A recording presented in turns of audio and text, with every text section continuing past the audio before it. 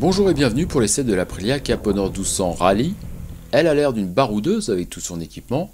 On relève par exemple les barres de protection à l'avant, les projecteurs ou encore le sabot en bas du moteur, mais il n'y a plus de béquille centrale. Le pare-brise qui se règle avec les deux mains ne change pas, la selle ne se règle pas mais elle est très confortable. Le passager dispose de deux poignées pour se tenir. Sous sa selle, l'espace est petit et une prise USB protégée est installée. Les valises sont de série, elles ont la particularité de s'ouvrir par le haut pour attraper un pantalon de pluie par exemple, ou de s'ouvrir en entier pour un meilleur accès. Malheureusement, même si l'échappement n'empiète pas sur le volume des valises, contrairement à la Caponor standard, un casque ne rentre pas. Le pilote a à sa disposition le régulateur de vitesse au guidon droit. À gauche, le bouton mode permet de faire défiler les infos au tableau de bord.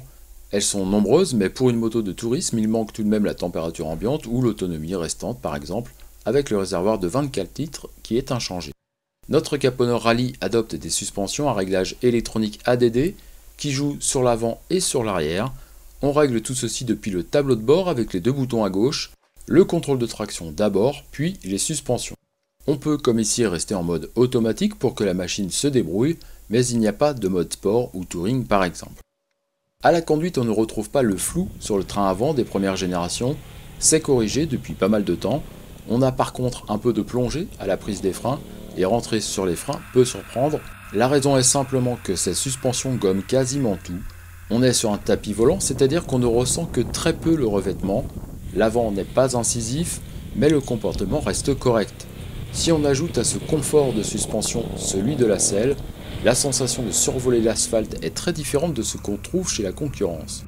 Le bicylindre en V de 125 chevaux est strictement identique.